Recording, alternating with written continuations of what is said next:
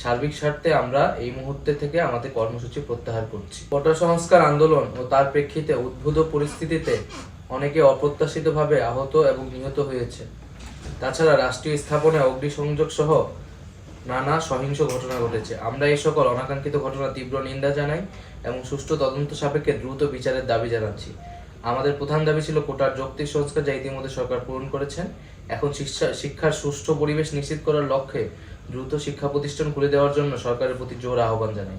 সার্বিক স্বার্থে আমরা এই মুহূর্তে থেকে আমাদের কর্মসূচি প্রত্যাহার করছি।